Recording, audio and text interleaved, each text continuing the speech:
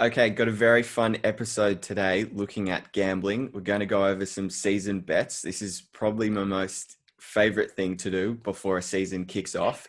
Now, I'm joined again by Darcy Emery for an official three-peat of appearances on the pod. So, Darcy, welcome again. Cheers, mate. Now, season lines, sort of fascinated with how these betting agencies come up with these numbers because we spoke about it before recording. It's very tight. They definitely get the science right. There's a reason why they sort of make money and we sort of lose it as gamblers.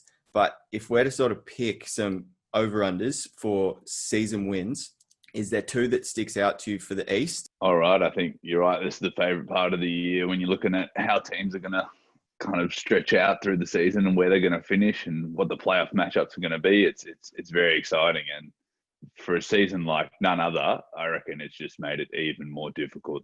And they've put it down to 72 games, so now I'm adjusting how many wins I actually think that is. It was quite difficult to pick these two. I looked long and hard at your team at Philly. I think 42 and a half wins. That's half a win less than what they had last year. And I think anything worse than last year's regular season would be a capitulation.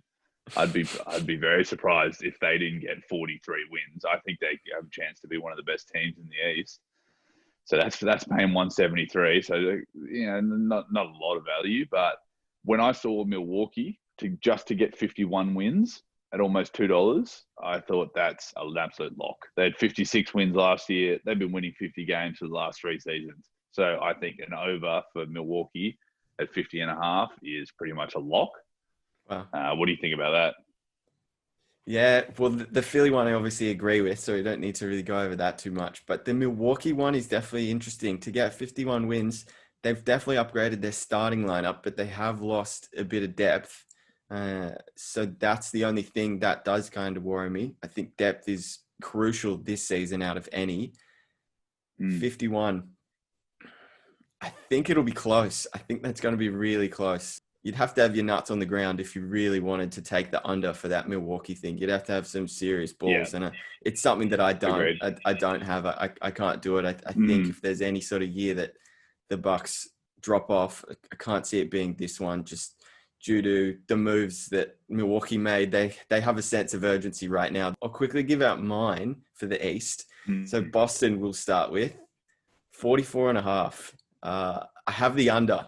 Whether Over. that's Oh, whether that's a surprise to many or not, being a Philly guy.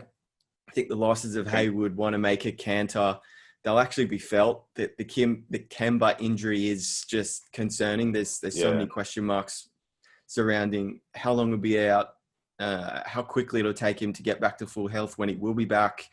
Obviously, minutes restriction, won't play back-to-backs. I think the Celtics do end up with something in the range of early 40s, but I just can't see him eclipsing that 45 win mark. And so I think that probably puts him fifth seed, most likely sixth seed. But yeah, the under for that Boston for me. And the second one in the East is Charlotte. And I've gone the over with 26 and a half. Yeah, So cool. they added LaMelo, added Gordon Hayward. That's huge to a team that competed so hard every night last season. And I looked up how they went last year. They won 23 games Actually, actually, after all right playing last year. 65. Yeah. So look, out of the Yeah. 65 they played before the stoppage, they won 23. So if you sort of try and simulate that to be a similar season to this, if they played another 7 games last year, would they have won 4 out of 7? I mean, maybe not. They could have won a couple out of those last 7 games. So if you sort of say they're at the 25 win mark, could they get another 2 wins this season with LaMelo and Hayward? And the only real loss is Batum. Not out of the question at all. Yeah. So I kind of think that with all those additions, the worst case is a 30-win team. And Yeah. what I had on the unders on the East was actually I had the Knicks to not even win 22 games. I just think they're going to be really, Wow. really bad. I Yeah. think that's pretty much a lock. Like when I looked at their roster, and just didn't trust any of their players to put any buckets up. So I think the Knicks won't even get over 22 wins. When I look over at the West, pretty much gone the same way. I've gone with a team who probably should do really good, and I'm expecting to do well. And we talked about them in the last pod. I think Portland are basically a lock to win more games than they did last year. They won 35, and the Lions got them at 37 and a half. I think 3 extra wins shouldn't be a problem for them with this added depth that they've got. And obviously they had injuries at the beginning of last year. Like they didn't have Nurk at all. And to have Nurk healthy and fit, ready to go, I reckon 37 wins is easy for them, or 37 and a half. I reckon for sure they're going to get that. And then at the bottom end of the West, I think the Thunder. I think they're ready for a complete drop-off. I don't mind a couple of their players. I like Shea Gilgeous-Alexander. I like Danilo Gallinari.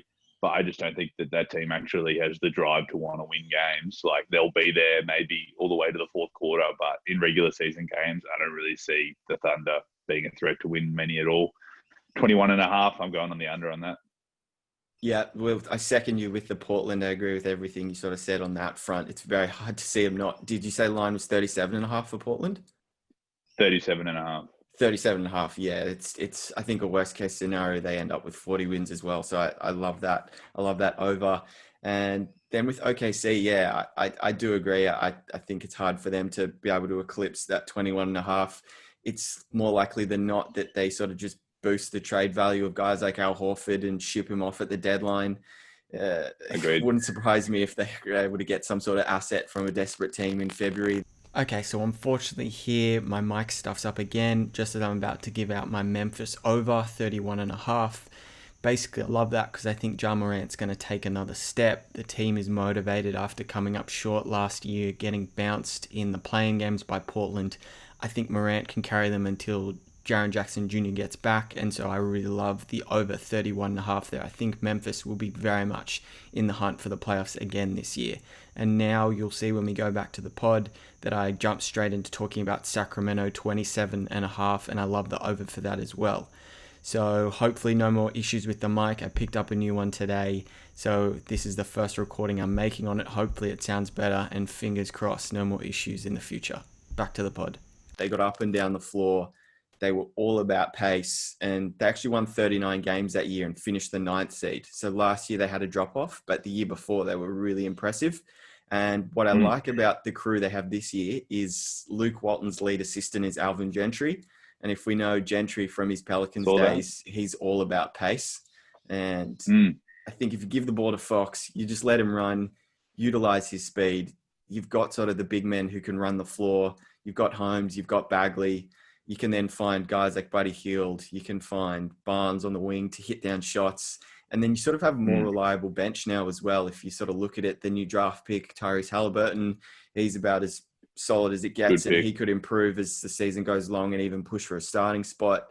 Bialica is another guy that's pretty reliable and he can hit threes. And then sort of the emergence of probably Kyle Guy as well that we've sort of seen in the preseason. He sort of come along. He was a second round pick. I think it was not just the draft that's gone, but the draft prior. So I think similar to Charlotte, it's kind of a worst case scenario for Sacramento that they win 30 games. So I really do like the over 27 and a half for those. So what do you think about the Memphis and Sacramento picks? I like them. I like them a lot. I think, it's a testament to how strong the West is. I guess with a team like Phoenix popping up the board, it looks like potentially making the playoffs. You think, of course, that means Memphis have got to take a drop down, and same with Sacramento. But I don't think either of those teams have got worse. I think losing Bogdanovic hurt Sacramento a bit, but I'm with, similar to my brother, I love Buddy Hield. I reckon he's so good to watch, and he is dynamic, like such a class shooter. And obviously Fox, he's now locked up under contract. He's got no worries. He's going to go out there and play as hard as he can, try to probably earn a little bit more money by making an all-star team. Yeah. I think that's probably a big goal for him. I really like Rashawn Holmes. I don't know if you saw, he threw down a massive dunk in the preseason. Like he is lethal in the pick and roll. I really like from what I've seen from Halliburton, and I've been big on Kyle Guy as well. I actually would follow a couple of the G League scores throughout the season last year, and he was a guy putting up 50-point games in the G League, like hitting 7 threes pretty much every game. And obviously, you can see in that Warriors game, guy can shoot the hell out of the ball. So that'll transfer great to whenever he's on the court in the NBA. So I like that for Sacramento. It's not a lot of wins. They could be really, really competitive. I don't necessarily think they'll be a playoff team, but they'll be super, super competitive. And just to get around 30 wins, I think is easy. And who's your team? Memphis. Memphis, 31 and a half. Yeah. If you've seen if you've seen Ja Morant, I'm sure you have in the preseason, he looks Yeah. like one of the best guards in the NBA. Like he's really starting to figure it out. Like he's so athletic getting to the basket, and he sets his teammates up really, really well. And yeah, they've got guys who have been contributing. Like I like Dylan Brooks a lot as an aggressive scorer, and I love Brandon Clark. He's one of the most efficient guys in the league. Yeah. And they've still got Valanciunas. If you go and look at Valanciunas' numbers since he's been playing there, he's been pretty dominant when he's on the floor. Guy can really score. So yeah, I don't expect those teams actually to bump down a lot. I think their wins will be very similar. I think there's a couple of good picks. Yeah, well, the only worrying thing is you obviously with picking too many overs, not every team's going to get better. But I just think with those numbers that you see with the lines, I just can't see how it sort of goes under, and you put them in the category of the below 25 wins. It's tough for me to see. I don't think Luke Walton's a bad coach. I really don't. I just think last year was kind of confusing for Sacramento, and everyone was sort of shocked by how well Memphis did. So we'll see if they can sort of go ahead and repeat it. But we'll look now to the championship odds. So this is where things get pretty fun. Is there one that stands out to you for sort of more of a likely lock type pick, and then sort of a value one that you can see there that I think people are overlooking? I think, it gets quite small when you start to think of who do you trust as a team who can actually go all the way, a team you think actually has enough talent and has a superstar who can do it. And I just think, for me, out of the teams that are likely, the Lakers is still pretty good value at $3.60, but I think you're getting great value out of potentially picking Milwaukee. Like they're up at $6. I expect them to be number 1 or 2 seed. And in any matchup in the Eastern Conference, I think they've got the best player. Durant at his very, very best, yes, he's better than Giannis. But if Giannis can take a little bit more of a jump in his game this year, he could be the best player in the league again. Yeah, no, it's hard to go by it. I kind of have the Lakers. I really wanted to pick another team. There's still some money there. There's still some money there for It's still a question. Like it's no guarantee. It is no guarantee, but and that's reflected in the line, I suppose. There's still some value. Yeah, I was so hard on the Clippers last year, Das. I believed with even when they were going into a game 7 with Denver, I was like, no, it doesn't matter. Like whatever, they've blown the past 2. Like it still doesn't worry me. And I was shocked how they just laid down, and I felt so betrayed. I was so burnt. Basically, anyone I knew, I was saying like, put your money on the Clippers. Like this is where we'll see Kawhi go to work. And it's hard for me to be all in on a team again, similar to how I was with the Clippers, because I don't want to be burnt like that again. But I can't really go past the Lakers at $3.60. It feels like they've only gotten better. If you just look at Matthews, Schroeder, Harrell, Gasol, it kind of covers off on the sort of loss of Danny Green, Avery Bradley, Rondo, and it gives more playing time to a guy like Taylor Horton-Tucker, who we've seen in the preseason has just exploded. He looked really nice. Did you watch him yesterday against Phoenix? He looked really nice. Some tough move. Even with AD and LeBron sort of back, those first couple of games that we saw with Taylor Horton-Tucker, he was kind of it was outplaying Kuzma for the most part. He was looking much better than Kyle, that's for sure. But now with LeBron and AD back, he still looked very good yesterday. He sort of plays within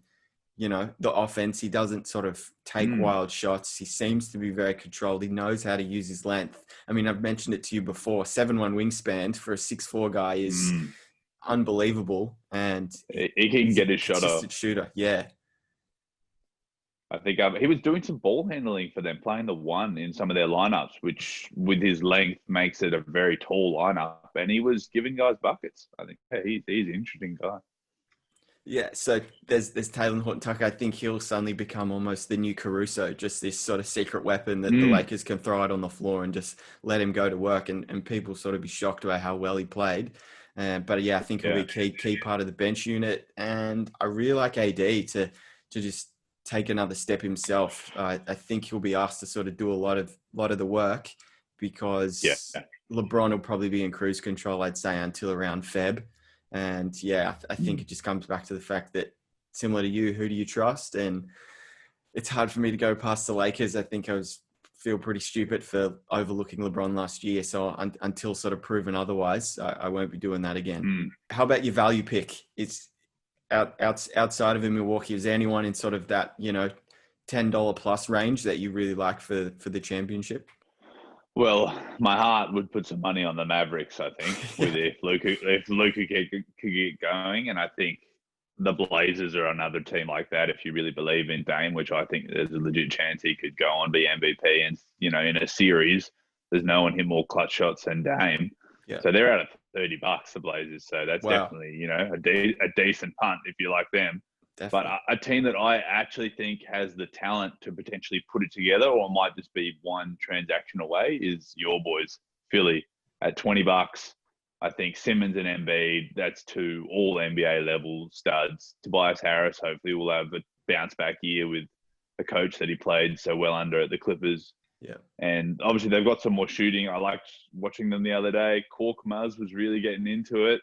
I love his range. If they can become a better shooting team, the way that they were shooting in that run that they had when Embiid was injured and Simmons was feeding guys when they had a lot of energy in their lineup, I reckon they can get back to that kind of level. And in a playoff series, we've had that evidence that Philly were only one shot away from going against Milwaukee and then potentially going against a Warriors team that might have been injured in the finals. So I actually think that Philly are a team at $20. It's not outside the realm of possibility that they could win the championship. No, look, I love that. I appreciate you bringing up Philly a couple of times here, Das. But yeah, no, it's definitely very positive to see how we've sort of played in the preseason. I know there's a lot of, you don't want to take away too much from it, but in the minutes that I've sort of seen with the main crew, there is a lot to like there. It is very reminiscent of that 2018, 2019 team with, Redick, Covington, Saric. And then when Embiid got injured towards the end of the season, we picked up off the waiver wire, sort of signed him, was Ilyasova and Bellinelli. And they were crucial off the bench. Such good shooters. For just so complimentary of how Ben likes to play that, we did go on a run. Fun. We won 50 plus games that year. And I think we still lost to Boston anyway in potentially the second round or third round. But Simmons' first playoffs, yeah. Yeah, Simmons' first playoffs. And just sort of the one game that you could sort of go back to was, I think it could have been game 3. Bellinelli hit the buzzer beater from the corner and the confetti went off. And people thought it was to win the game, but it was only to tie it and take things to OT. And I think we ended up losing that game. So, it's... It is a little bit haunting, but no, I'm of course, just being a Philly guy, very high on their chances this year. I actually don't have them as my value pick. My value pick's Miami at $15. I think even though they lost Crowder, they still bring in Harkless, brought in Avery Bradley. That can't be understated. They drafted Precious Achiuwa out of Memphis. He took the reins for that team when Wiseman got ruled ineligible. And for people who don't know about Precious, think of a taller version of Montrezl Harrell. Precious is all about energy, effort, heart, outworking you, hustles for so many rebounds. In the game Miami played yesterday against Toronto, Achiuwa came off the bench, played 20, 25 minutes and picked up a double-double very easily. So taking that into account, you then have Tyler Hero, Duncan Robinson coming into their second years off of final experience. Bam's going to continue to grow as he enters his second year as a full-time starter. And if anything, Butler proved that he could be the number one guy on a finals team. And there's every chance that Lakers series could have gone 7 if, Dragic didn't get injured, if Bam Adebayo didn't miss a few games. And then Eric Spoelstra is probably one of the best coaches in the league. I think if people forgot about him after the Big 3 era, they're certainly reminded about it now after last year's run, just how good he is. So if there's a team that's sort of capable of getting back to the finals the year after losing it, I definitely think it could be the Heat. How do you feel about Miami? Yeah, I think 15 is a lot for them. The Clippers are down at 7. I don't know what makes people think that the Clippers are necessarily, twice as good as the Heat. That doesn't seem to make a lot of sense. But yeah, you're right. I think there's no question that the Heat will be better. Like you look at their player development, how they've been able to, improve guys year on year. And you touched on some of their young guys and some of the guys who really performed in the bubble. I think they've got a lot of confidence. When you have a run like that, like confidence is the main thing. Like these guys know that they can get to that elite level. And when it comes to playoffs, they'll already have a little bit of experience in the back pocket. So I think, I think that's a really, really good pick. Now we'll look at awards. We'll start with MVP. For me, I'm going to start with Likely, a guy who I think is probably going to be a lock. And I said to you on the Mavericks pod that my hot take was anyone other than Luka is going to win MVP. And I went back and had a serious look at it, Das, and that was probably the worst hot take I've ever given out. I've gone back and looked at, if not Luka, who, and just by process of elimination, I think with Giannis, there's voter fatigue. I think Harden won't get it. Everyone hates him now after this offseason. I can't see LeBron having the games and minutes to be able to get it. And when LeBron comes back, unless he sort of has a major decline, I can't see AD getting it just through sort of being an unfortunate teammate of LeBron. Superstar team, Steph's going to have to probably drop 35 plus every night. Golden State's going to need to make the playoffs, which could happen to be considered. So I think just ruling out those sort of 4 or 5 guys that I've mentioned just through process of elimination, it probably leaves us to Luka. Everyone is very much on him after coming. I think he finished 4th last year in the MVP voting. And he's going to be a guy that can carry the team until Porzingis gets back. The Dallas roster makes a bit more sense in the backcourt this year. We've mentioned it with just adding Richardson. It'll better complement Luka. And he started really well, Richardson. They have showed obviously some great signs against Milwaukee in a couple of those preseason games, and then against Minnesota the other day. But I think if they can sort of get through the schedule and survive it until Zinga comes back, then I think they can push really hard for, who's to say they can't finish 1 seed, let alone sort of 2 seed. And I think Lakers drop off, either or, if they can get 1 or 2, I probably think that guarantees Luka getting it at $4.50. How do you feel? The usage and the stat lines he puts up with the efficiency, I think everything's built around him, and that's so clear. So if we're winning games, it's almost always on the back of his play. Yeah. What about you for lock? Do you agree? Do you have someone different? I couldn't really get anyone at a lock position. I think you're right. I think like the value for LeBron and AD is quite good, but I think it is tough to choose one of them. Like none of the Warriors, when they had a super team, were able to win MVP. No matter, they were clearly the best team in the league. They played the best basketball. Durant had probably some of the best basketball lines for a season ever, but he was just not in contention for MVP because it's just, you're on too good a team, too much sharing the ball. I think Luka's got the perfect position for it. For guys who are locks, I think, Luka's pretty much the only guy I could really look at and say at 450 that, you can make some money on that for sure while you can, because as soon as the season starts, he's probably going to have a 30-point triple-double in the first game. So you don't want to wait too long to put that one on. But my flyer is really where I found something that I think is definitely worth the money. We talk about how the Mavs could get rolling and kind of pop into that top couple of seeds. I think a team who's been in the top 2 or 3 seeds in the West for the last 3 years in Denver, they're a team who, with relative ease, I watched a game. Portland went and played them yesterday in the Mile High City, and that altitude got to Portland because Denver absolutely killed them. I think they put on 79 points in the first half, and they were up 25, and they were just playing a fast ball movement, great style of play. And Jokic looks really thin. He threw down a massive dunk. He was just working Nurkic. I think Jokic I love watching him. He's a great player, and he's unquestionably the best player on that team, the most important player. I think him at $34 is a pretty good shout for MVP. Wow. That's a value find for sure, Darcy. You're value hunting on that one. Look, I was going to go Lillard, but I think we've sort of spoken about that enough. I think people sort of understand if Portland can have a good year and Lillard can continue his bubble play, that $18 seems ridiculous. Yeah.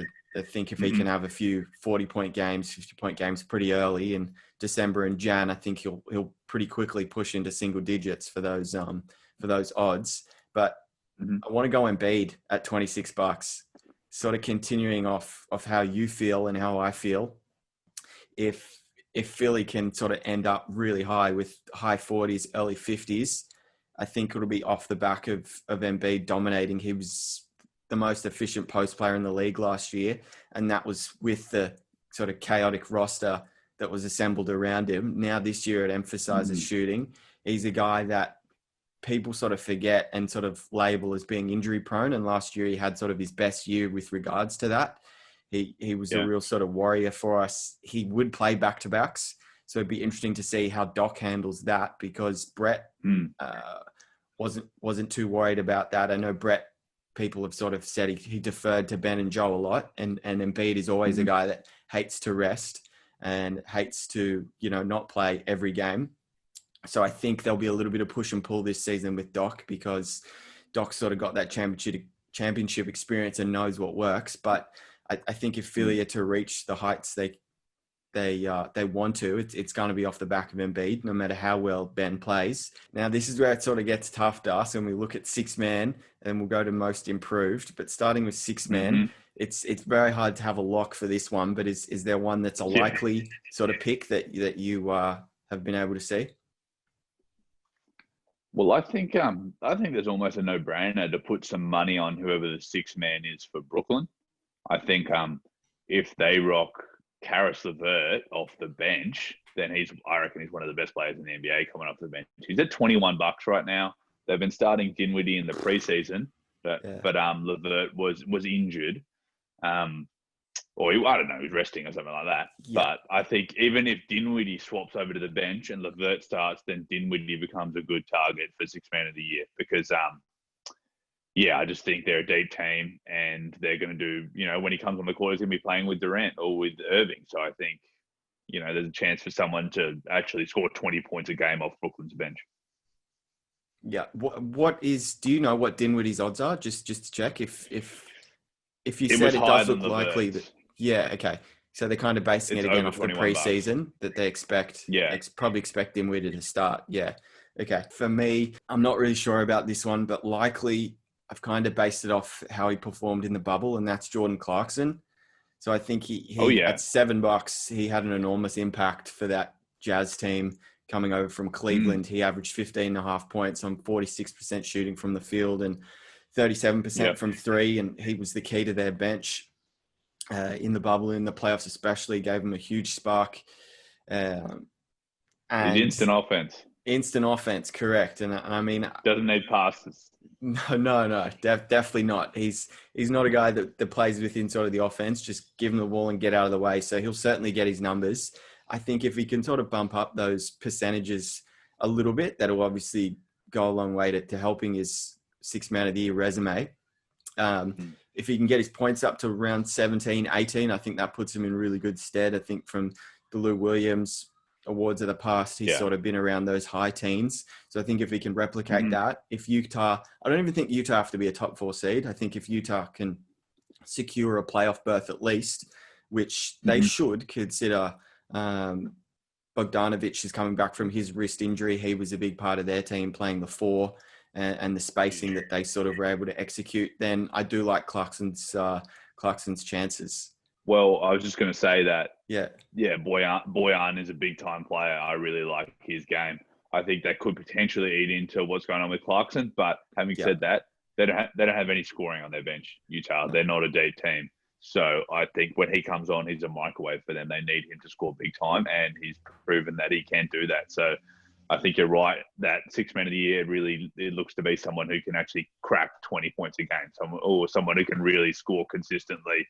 You look at the guys who've been getting it, like you said, Lou Will and Schroeder, they were guys who were able to get close to 20 a game. So I think Clarkson's a good shout for that.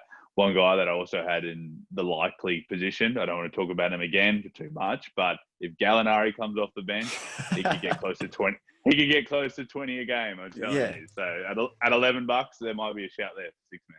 Yeah, no, the Gallo pick is a good one as well, that's for sure. For value, I've gone back to Philly here, and Das, I don't want to make it too much of a Philly thing and get biased here, but Shake Milton at $36, I think... I liked him in the preseason. He looked good. He was a guy that when Ben got injured last year, before the stoppage, Shake had a chance to start 9 games, and Shake averaged just under 18 points, 4 assists, and he shot 55% from deep on 5 attempts a game.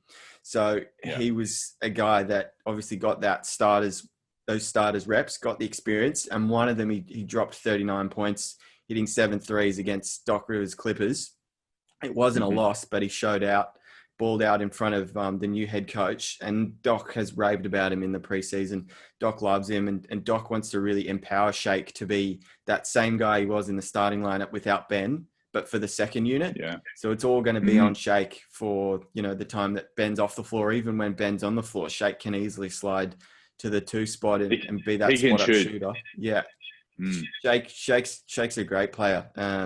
So I think if Philly are a top 4 seed, if Shake can sort of average around that 15 points and the 4 or 5 assists, and if he can shoot early 40s from 3, he doesn't have to shoot an absurd number, then I definitely reckon he's in with a shot for sure. And I think $36 is really good value there for a guy like Shake Milton. I had a couple for my Flyers. Yeah. I had one that I highlighted that I really, really like. I'm not sure that this is that realistic, but I really like Monte Morris, the backup point guard for Jamal Murray. Similar to what you said, like he won't be starting at all, but he'll come off the bench, and he's an extremely reliable guy that I know Mike Malone trusts him a lot. He's one of the best assist-to-turnover ratio guys in the league, and he's starting to get a little bit more going from the scoring. Like he had a couple of big games in the playoffs. He was able to score 15 in the game against the Lakers, I think. So I think if they're in one of the higher seeds in the West, he's probably a big part of it coming off the bench. His numbers, I suppose, in a great situation, 15 and 6 assists, maybe a few rebounds, which is quite a nice line coming off the bench. He's out at $51. I don't think anyone's talking about him for 6-man, but I think they've got I like their bench unit, Denver. I think they've got a lot of depth, and he could be the leader of that. From a betting perspective, you're trying to find value, right? You're trying to beat the odds makers. So at 51, that seems way too high. Another tough award. If anyone can pick this, then, Das and I will sting you for lottery numbers, because most improved player, there's so many variables that go into a guy excelling. Brandon Ingram took it out last year. I don't think many people were high on him in that Lakers trade, because not after there was the something blood to do clots. with blood clots. Exactly. So people were worried about if he'd be able to get on the floor, let alone turn into a 20-point scorer, be the go-to guy. All-star. So, man, this is a tough one, but we'll get things cracking with you, Das, in terms of likely. Where do you sort of sit at?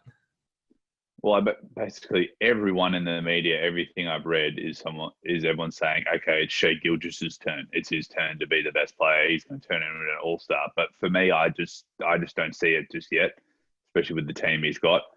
A guy who's in a suspect situation, but has an amazing opportunity to be the best player on the team, or one of the best players on the team, is Christian Wood. I think everyone talked about how good signing his was. Anyone who watched him the other day tear it up in the preseason, his versatility, his ability to score. And anyone who plays fantasy basketball, if you've watched any of the opportunities that he's been good enough to pick up, he's been absolutely dominant, putting up numbers. I think he's a guy with just a more expanded opportunity. He had an expanded opportunity for a couple of months with Detroit at the end of last year, and he put up some fat numbers. I really reckon that he could become a 20-point per game scorer. I think he's a really interesting pick. Christian Wood at $13. Yeah, I think he's one of the most likely. Yeah. My likely is, I'm going to go Kobe White here. I do think the odds $14. I wish they were in the 20s, 30s. I think you could get some serious value if it was in that. But I do think people are kind of preempting what I am in terms of now he's starting. No Chris Dunn in his way. They've got a proper coach. The team will be in their best position to, win the most games they had in the last 3-4 years. And if you look at sort of the back end of last season, he was starting to put up some really big numbers in the, 30 points range, as well as hitting, 5+ threes in a game. So I think with the increase in minutes, I do expect his scoring. He still averaged 13 points last year, but I expect that to jump to pretty solid, at least, 15, 16. His assists were at 3. As a starter, playing with better guys around him, it's likely that 3 can conceivably jump to 4 or 5. And then the 3-point percentage as a result of, playing with again, being a starter and playing with better guys around you, you can probably jump it from 35 to 38, which he was at 35. But if you've got Not Levine bad. next to you, you do already have Wendell Carter and Markin in there they are threats. And whether you rate them as, awesome players or not, they are someone that the defense needs to worry about. So just due to playing with better guys around you, I think that should just build Kobe White up a little bit more.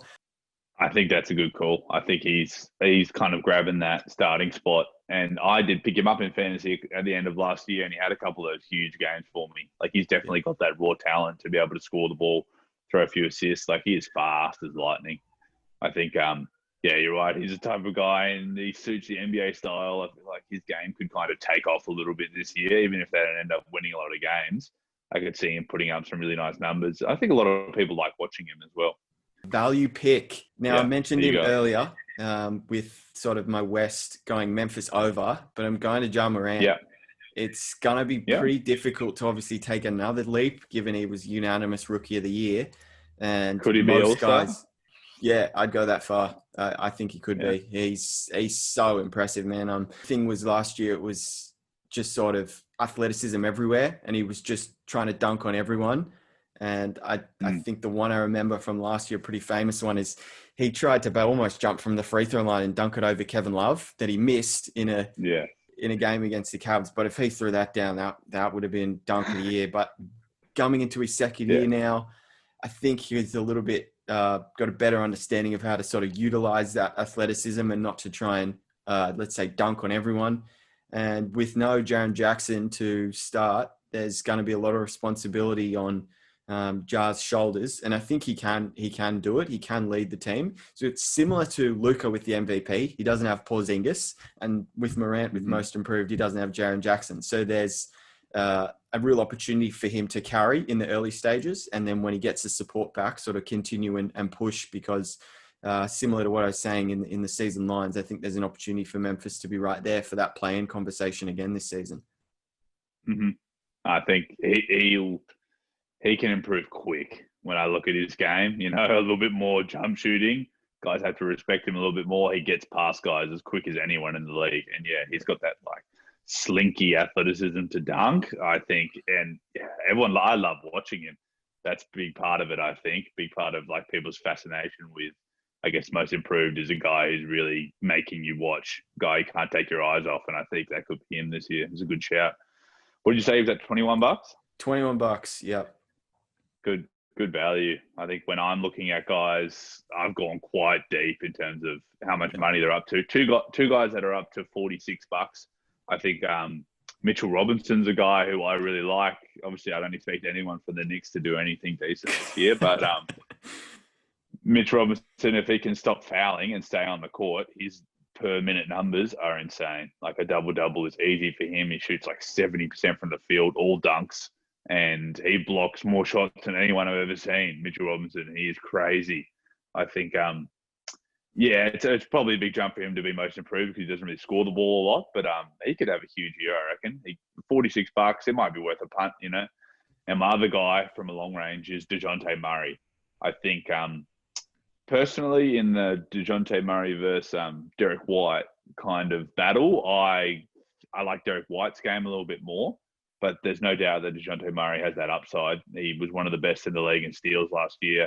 In the preseason, he's looked quite good, getting his scoring numbers up a little bit, dishing out at least 5 assists a game. So I think there's a chance that Dejante Murray could become, the second, third most important player on the Spurs and could pick up his game a little bit and make a drastic improvement. I think people kind of, especially Spurs, people have been hoping for that for about 2 or 3 years. So I think there's still a chance.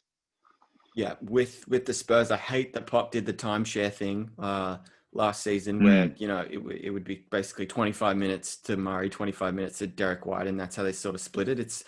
It's kind of like pulling your hair out type stuff when I sort of watch that. I much prefer them to just Murray and White in the backcourt, play DeRozan at the 4, throw in another wing there, be it this season Devin Vassell or even Keldon Johnson or anyone, and have, Aldridge at the 5. But the only counter I would have that kind of worries me is with the Mitch Robinson pick. How does the Nerlens being there worry you? Does it? Yeah, it does a little bit just because I like Noel. I thought he had a really good year last year, actually doing some important things for OKC off the bench. He was one of the Yeah. best in the league at blocks and steals per minute. He was awesome. And I guess thank God they've got a different coach because with Fizdale, you literally had no idea who they were going to play. Like it was a complete lottery. Yeah. Like they had, oh my God, they had so many different point guards in rotation, so many different forwards. I think it is just between those two, and I think Mitch Rob is obviously the younger of the two. He's probably got a little bit more upside. I think there's a chance that Thibodeau might say, "Oh, I really like Noel," and just going to play him a lot of the game. But I think that'd be stupid. That'd be a big mistake. I think they need Robinson to play as many minutes as he possibly can to develop his overall game for when they do become good, which hopefully for them is in not too distant future. I think Noel's serious part of their long term future. Yeah. Fair. Okay. Now we've got two more to tick off on. So rookie of the year and then defensive player of the year. Go. So Yeah. firstly, with the young guys, I tried to look beyond LaMelo.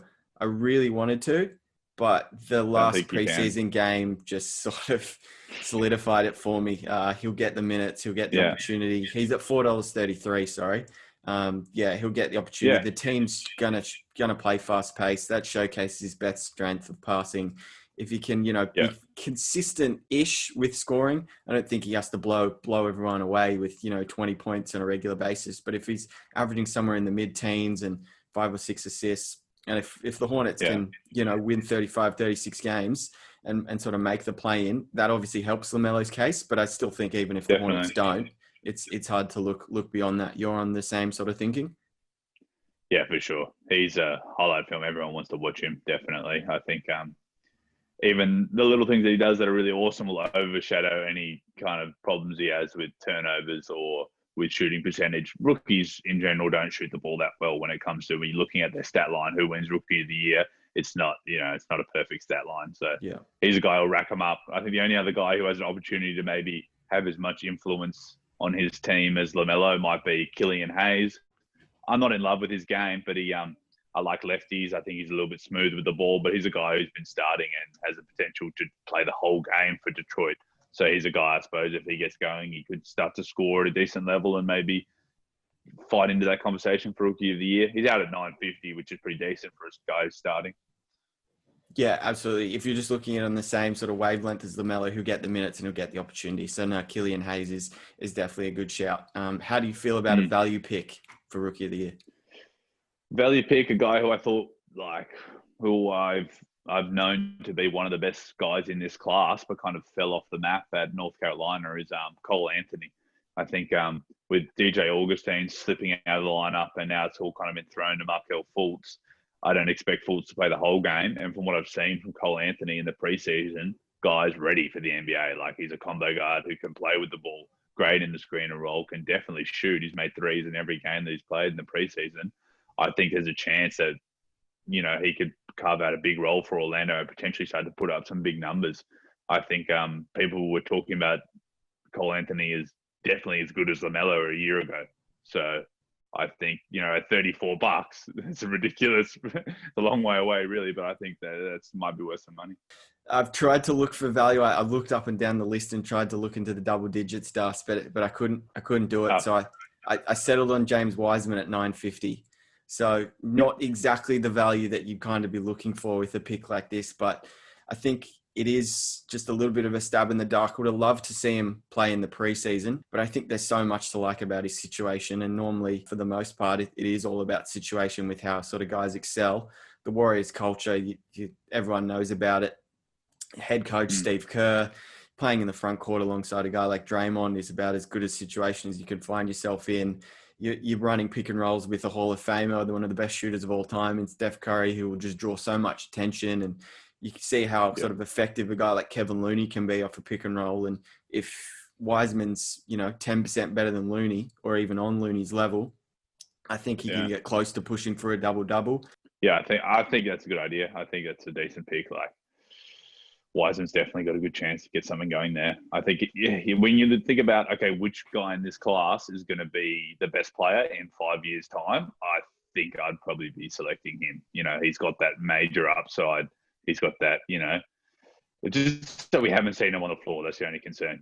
Will Yeah. he play a lot of the games this season? I think if he plays a lot of the games, he'll figure it out with Steph and Draymond, like you said, and that could be lethal. It could be a proper playoff team potentially. Last award, Defensive Player of the Year. Last one.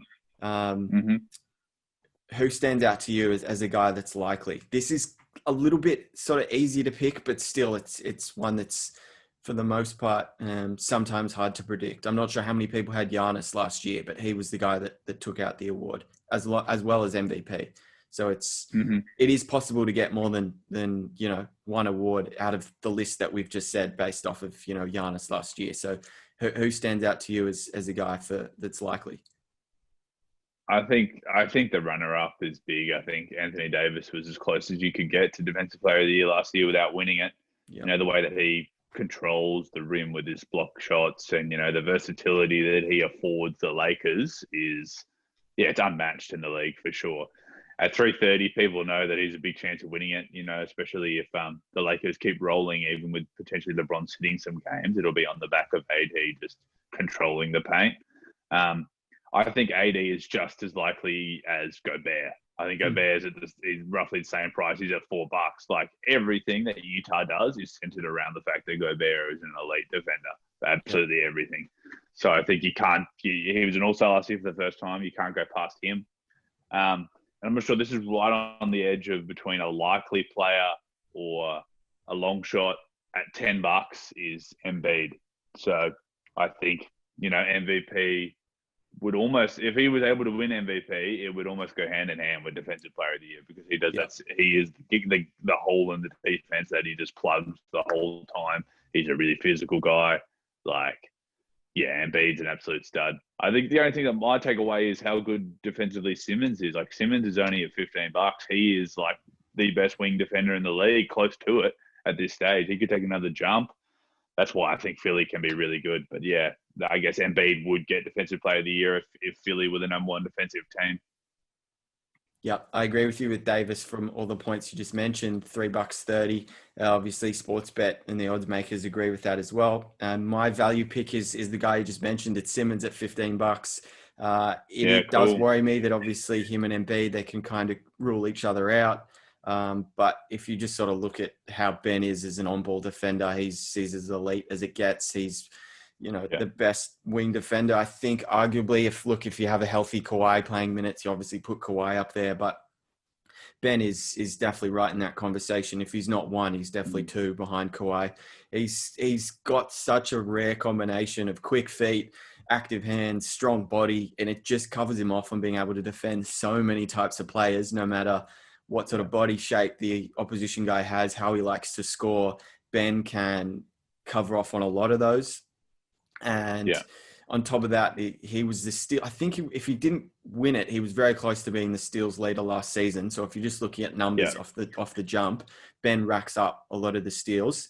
And so I think he can definitely replicate that. He hasn't ever averaged, I think, a block a season.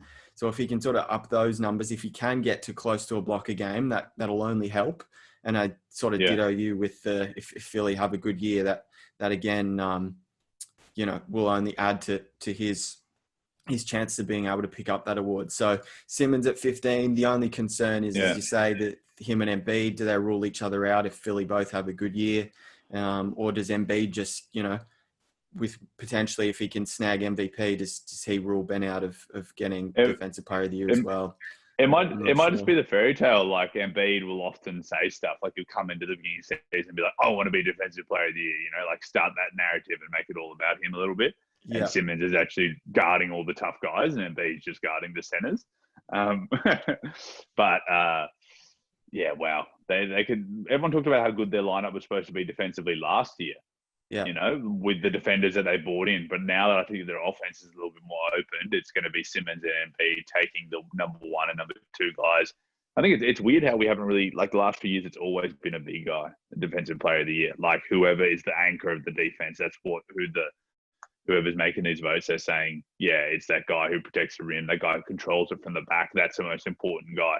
But, the best players in the league, the most unguardable players are the twos and the threes, the LeBrons, the Kawhis, these unstoppable wing players. And like you said, I think Simmons, you're not going to get much better than that. So we'll wrap things up there. I will actually, after this, go and put out a graphic so people can see Darcy and my picks before the season kicks off, because we've covered off on a lot of things in today's pod. And Darcy and I will have a chat about it as well, but we might look to do sort of daily picks as well for every night. We'll put that out on the socials just as some sort of record, bit of a competition between Darcy and I. We'll be back to potentially review the first few nights of the NBA later next week. And if anything sort of happens news-wise or any major things we want to talk about, potentially do a review of the Christmas Day games if we're that blown away by them. Then we'll be back a lot sooner than later next week. But this has been a lot of fun. I'm definitely going to go look now at putting in some of those bets. So, Darcy, this has been a cracker. I've had a lot of fun doing this. Thanks very much. Speak again soon. Me too, mate. Merry Christmas. Hope the family's all well, and let's get into some NBA basketball. Same to you. Thanks, Darcy.